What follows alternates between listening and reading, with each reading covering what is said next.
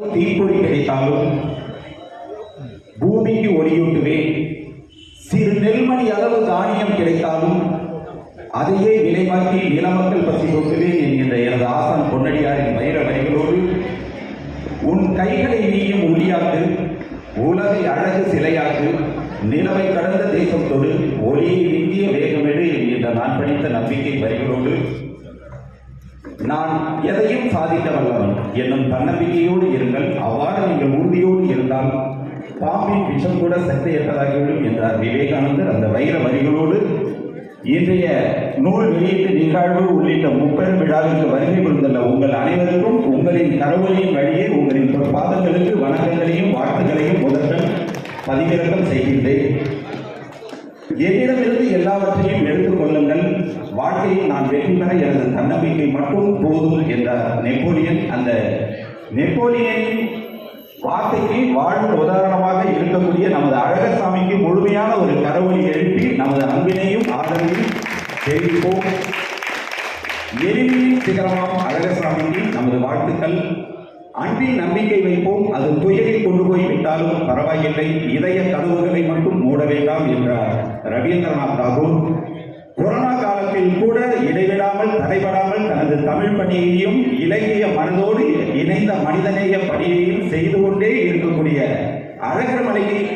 அழகுமலைக்கு இன்னும் ஒரு அதிகமான ஒரு கரவொலி எழுப்பி நமது அன்பினையும் ஆதரவினையும் தெரிவித்தோம்.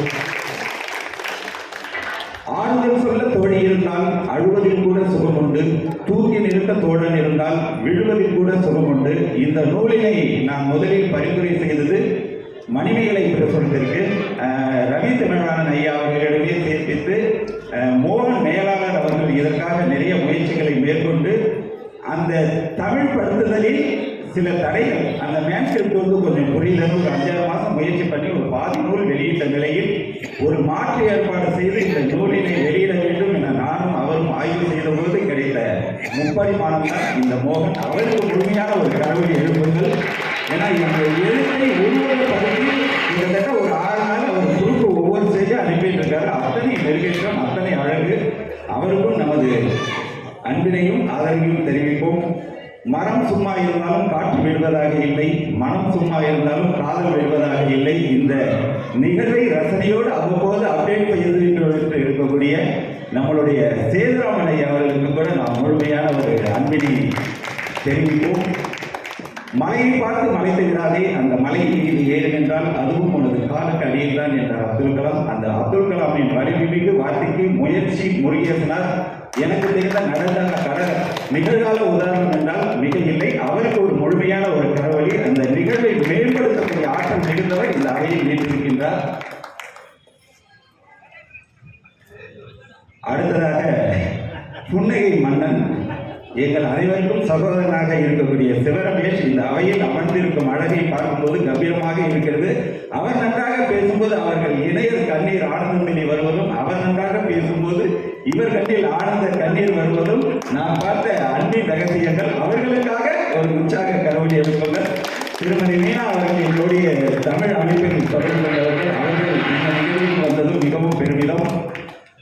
அடுத்ததாக நிறைய நூலை பற்றி ஆய்வு செய்திருக்கிறோம். இன்றைக்கு நாம் வருவதற்கு தாமதம். எங்கள் அக்கா மாமா சபரிமலைக்கு போனாங்க. இங்கே தான் அந்த நிகழ்வு முழுமையாக இருந்தது. அவங்களை வழி அனுப்பி விட்டு எங்களுடைய மனிதம் சார்ந்த இன்னொரு இணையமைப்பு 2 ஏழை மாணவிகளுக்கு ஒரு வீடு கட்டி கொடுத்தாங்க. முடிச்சதுக்கு கண்டிப்பாக வரணும்னு சொன்னாங்க. ஆனாலும் கூட அழகசாமிக்காக மாற்று ஏற்பாடுகள் செய்து அவர்களுக்கு 2 விருதுகளையும் அளித்துவிட்டு இந்த நிகழ்விற்கு ஓடோடி வந்ததற்கு காரணம் அழகுமலை அழகர்சாமி முப்பரிமாண முயற்சியால் அனைவரும் காரணம்.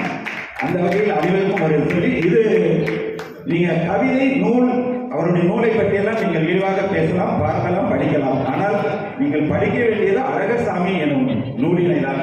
அழகர்சாமியே ஒரு நூல் தான். ஏன்னா அவர் கிட்டத்தட்ட ஒரு 8 ஆண்டுகளுக்கு முன்னாடி நிகழ்ச்சிக்கு வரும்போதெல்லாம் ஒரு ஜெராக்ஸில் எல்லாருக்கும் கொடுப்பாங்க. எல்லாரும் வாசிப்பாங்க, நேசிப்பாங்களான்னு தெரியாது. ஆனாலும் அந்த பேப்பரை கொடுத்துக்கிட்டா இருப்பார். ஒரு முறை நான் தனியாக நின்று, ஐயா இதெல்லாம் படித்தீங்களா, நல்லா இருக்காரு, ரொம்ப நல்லா இருக்கு, ஆனால் இதை முடிஞ்ச நூலாவே ஆகலான்னு அவரே நம்ம நூலாசிரியர் ஆகுவோன்னு அப்போது சொன்னது. எனக்கு நேரம் கொஞ்சம் குறைவாக இருக்கு, நான் பாதி பார்க்குறேன். அதுக்கிடையில இந்த கவிதைகளை, இந்த நூலினை, அந்த கட்டுரைகளை சிற்பமாக்கும் சிற்பியாக நான் பார்த்தது வந்து வசந்தபாரதி ஐயா. மிகச் சிறப்பான ஆளுமை. நிறைய நூல்களுக்கு நான் என்கிட்ட கேட்கும்போது கூட அவர்லாம் வந்து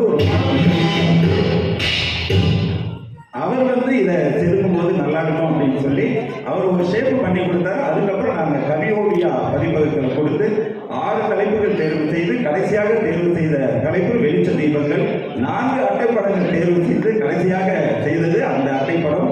கிட்டத்தட்ட அவரை விட அதிகமாக நினைக்கிட்டது நானும் மயிலாடுதுறை ஐயாவுங்கிறத வந்து பெருமையாக சொல்றேன். ஏன்னா அவர் அந்த எழுத்தை தந்துவிட்டார். அதை சமூகத்துக்கு தருவதற்கு முன் இருக்கக்கூடிய சின்ன சின்ன குறை நிறைகளை நீக்கி நம்ம கொடுக்கணுங்கிறது தான். ஒரு இடத்துல வீடியோவுக்கு சொன்னோம். அந்த வீடியோ கொஞ்சம் லேட்டாகவும் பரவாயில்லையாரு மாற்றி ஏற்படுத்தோம்னா கடைசியில் 2 வீடியோவுமே வந்தாச்சு. எங்களுடைய நிகழ்வு கூட 2 வீடியோ வந்துதான் தெரியல. எனக்கு தெரிஞ்ச அழகசாமிக்கு தான் 2 வீடியோ நிகழ்வு முழுவதையும் எடுத்தது. அதற்காகவும் இப்பொழுது சொல்லி இப்பொழுது யார் பெற்ற இன்பத்தை நீங்களும் பெற வேண்டும் என சொல்லியிருந்தார். அவரை மேலும் வாழ்த்தி எல்லாம் சாப்பிட காத்திருக்கும் நேரத்தில் நேரத்தை அதிகம் எடுக்காமல் பாலம் கல்யாண சுந்தரம் ஐயா சொன்ன ஒரு வார்த்தைக்கு அர்த்தத்தை சொல்லி அதற்கு அவர் எப்படி பொருந்திக் கொள்கிறார் என்பதை மட்டும் சொல்கிறேன். 10ல் 1 பங்கு தானம் செய். எந்த பொருளின் மீதும் அதீத பற்று வைக்காதே. தினம் ஒரு உயிருக்கேனும் நன்மை செய். இதுதான் பாலம் கல்யாண சுந்தரம் ஐயா அவர்களை நான் 7 முறை சந்திப்பில்லை. அவர் அந்த நினைவேட்டில் எழுதி கொடுத்த வாசகங்கள், அந்த வாசகங்களை திருவாசகங்களாக பாதுகாப்பவர், கடைபிடிப்பவர் அழகசாமி என்பதில் பெருமிதம்.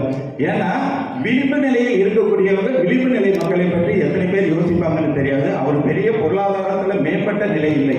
ஆனாலும் கூட தன்னை சார்ந்தவர்களுக்கு ஏதேனும் செய்ய வேண்டும் என முடிவெடுத்து அன்பு உள்ளங்களோடு சேர்ந்து செய்கிறார். மனிதத்தோடு சேர்ந்து செய்கிறார். உடுமலை அன்னை தெரசாவோடு சேர்ந்து செய்தார். அப்படி மலைவாழ் மக்களுக்கும் இந்த ஆண்டு டிசம்பர் மாதம் எங்களோடு நேரில் வந்து மலைவாழ் மக்களுக்கு களப்பணி செய்த அவருக்கு ஒரு முழுமையான ஒரு கரவொலி எழுப்பி, பொதுவாக எந்த ஒரு நிகழ்வாக இருந்தாலும் கூட அதை முழுமையாக செய்ய வேண்டும், செழுமைப்படுத்த வேண்டும். அந்த நிகழ்வில் உள்ளவர்கள் கம்பீரமாக கரவொலி எழுப்பி இந்த நிகழ்வை பெருமைப்படுத்த வேண்டும் என நினைப்பேன். அந்த வகையில் நமது அழகர்சாமிக்கும் நிகழ்வின் ஏற்பாட்டாளர்களுக்கும் நாம் எழுந்து நின்று ஒரு முழுமையான கரவொலி எழுப்பி இந்த நிகழ்வை நாம் முழுமைப்படுத்தலாம், செழுமைப்படுத்தலாம். கம்பீரமான ஒரு கரவொலி எழுப்பி நமது அன்புகளை தெரிவிக்கும் என்று சொல்லி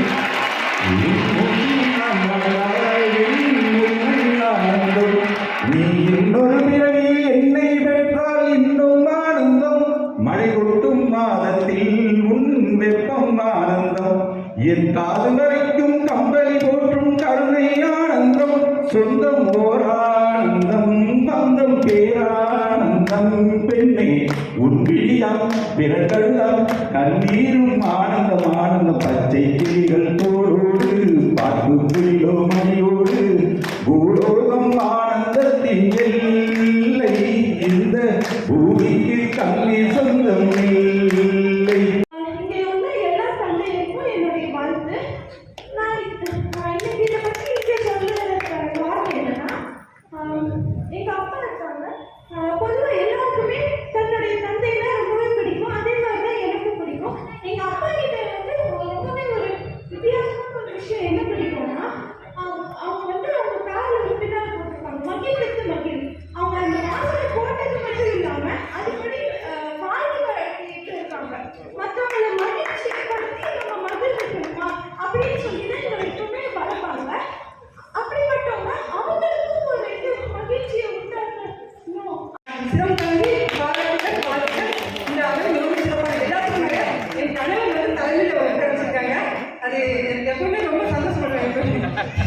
எல்லா மனிதனும் முன்னே அமர வேண்டும் என்று பெரும் கனவு. அது இங்க வாங்க, இந்த இடத்துக்கு வாங்க, பிள்ளை குட்டிகளோட அருமையான இடம் வந்து பாருங்க. உங்களையும் அவங்க முன்னாடி உட்கார வச்சிருவாங்க அப்படின்னு சொல்லி வாழ்த்தி வணங்கி விடுவீங்க. நன்றி. இன்பம் என்ற நூலை எழுதிய நூலாசிரியர் அழகசாமி ஐயாவிற்கு என் வாழ்த்துக்களை தெரிவித்துக் கொள்கிறேன். மற்றும் எனக்கு பேச வாய்ப்பளித்த அழகுமலை ஐயாவிற்கும் மற்றும் இங்கு அமர்ந்திருக்கும் அனைவருக்கும் எனது அன்பான வணக்கத்தை தெரிவித்துக் கொள்கிறேன். அமுதே தமிழே அழகிய மொழியே எனது. ஆம், கல் தோன்றி மண் தோன்றா காலத்தே முத்தோன்றிய மூத்த குடி நம் தமிழ்குடி. அத்தகைய தமிழ்குடியின் தாய் தமிழகத்தை பற்றி பேச வந்துள்ளேன்.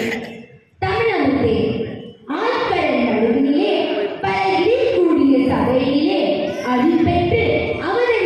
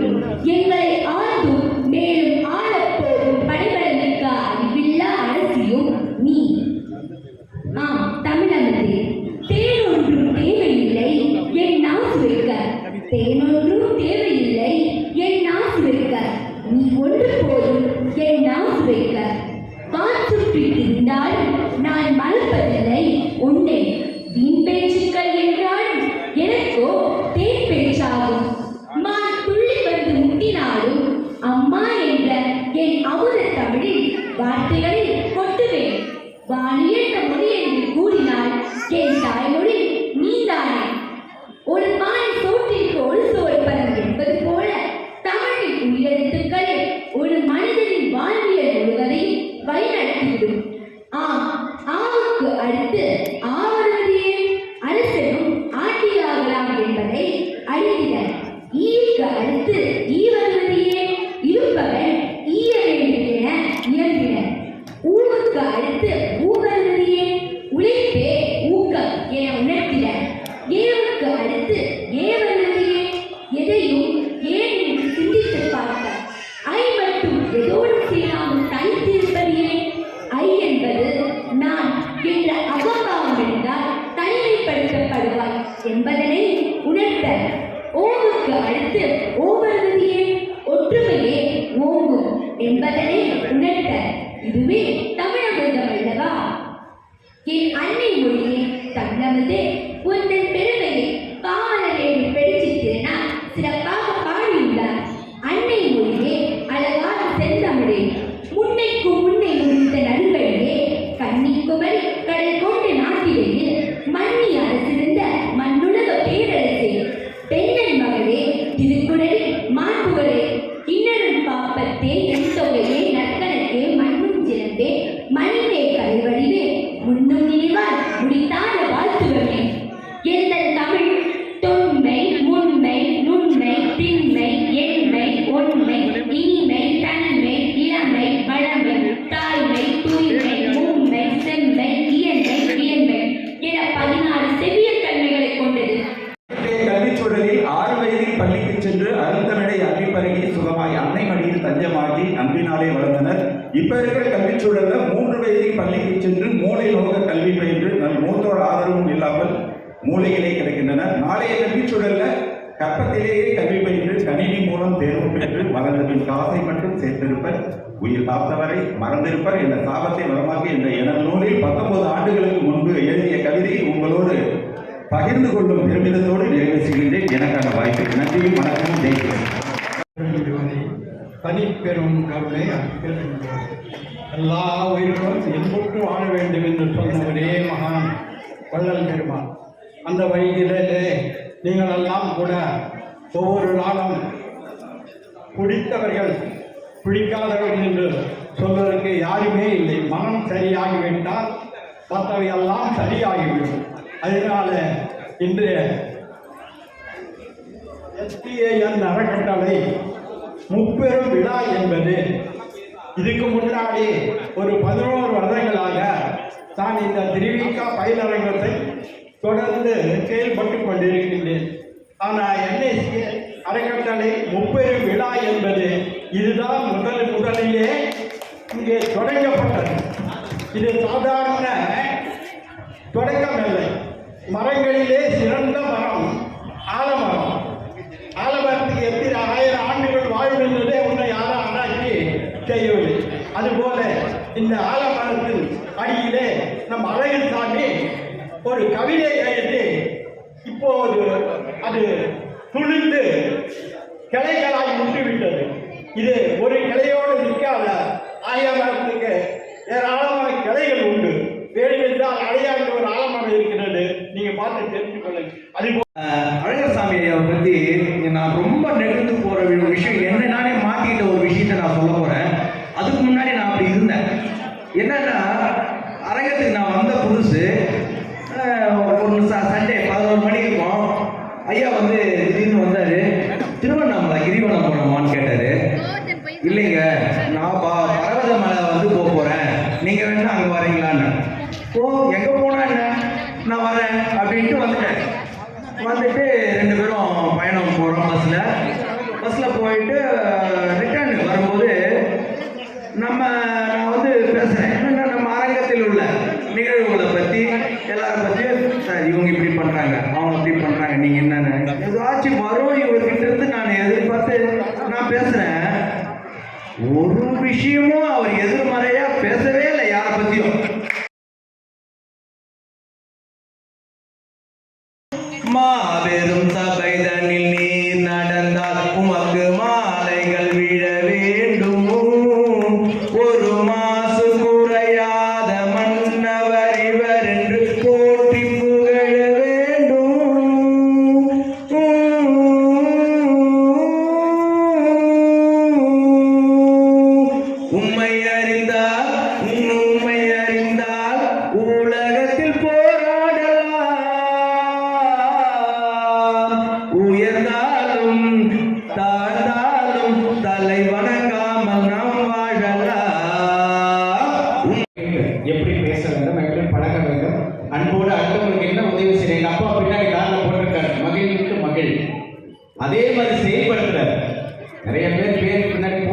செயல்படுத்துறாங்களா அப்படிங்கிறது ரொம்ப முக்கியமாக அதுக்காக செய்கிறாங்க. நன்றி. அதற்கு மனசக்தி ரெண்டாவது நம்மளுடைய சிவ இன்ன வரைக்கும் என்னை எல்லாரும் பாராட்டியும் பேசினாங்க.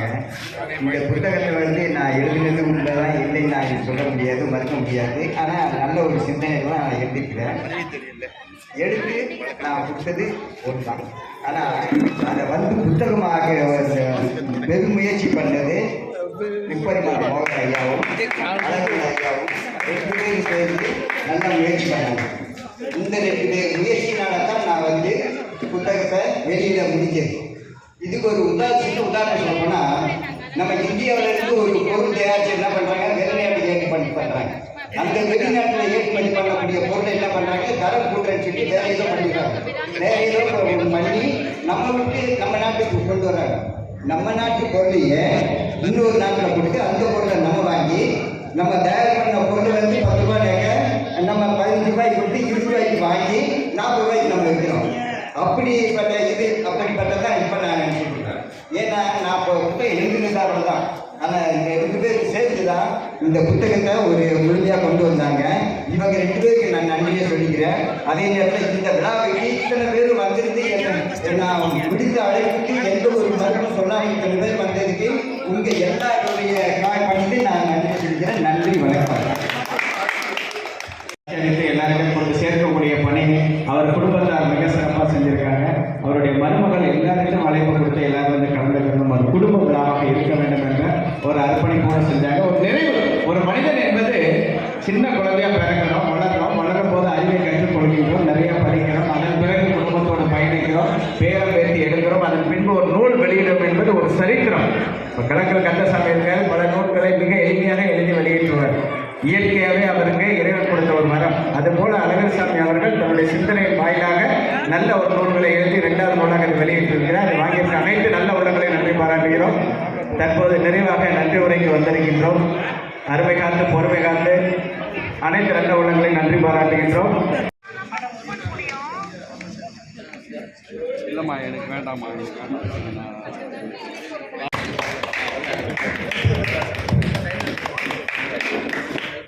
முதலில் அனைவருக்கும் வணக்கம். என்னடா நன்றி உரை சொல்ல வணக்கம் சொல்கிறேன் அப்படின்லாம் சொல்லாதீங்க. வணக்கம் சொல்கிறது முதல்ல முன்னாடி நிற்கும் போது சொல்கிறது நம்மளோட மரபு.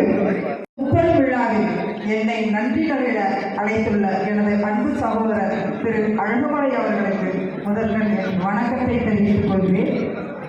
அடுத்ததாக திருக்குறள் வாழ்த்து பாடிய இலக்கிய செம்மல் செல்வி மோகித்ராஸ்ரீ அவர்களுக்கு எனது மனமார்ந்த நன்றிகளை தெரிவித்துக் கொள்கிறேன். தன்னோட உள்ளத்தில் இருக்க மன மகிழ்ச்சியை அப்படியே முகத்தில் கொண்டு வந்து வரவேற்புரை நல்கிய திருமதி கல்யாணி அவர்களுக்கும் எனது மனமார்ந்த நன்றியை தெரிவித்துக் கொள்கிறேன். அடுத்ததாக கவிதை வாசித்த சின்ன கலைவாணர் திரு என் வெங்கட்ராமன் அவர்களுக்கும், கவிஞர் திருமதி காவே மீனா கணபதி அவர்களுக்கும், கவிஞர் முப்பரிமாண மோகன் அவர்களுக்கும் எனது மனமார்ந்த நன்றியை தெரிவித்துக் கொள்கிறேன். அறிவியல் வளர்ச்சி மனித குலத்திற்கு மகிழ்ச்சியா அல்லது வீழ்ச்சியா என்று கருத்துரை நல்கிய உடனடி கவிஞர் திரு சேதுராமன் அவர்களுக்கும் எனது நன்றியை வேண்டிக் கொள்கிறேன்.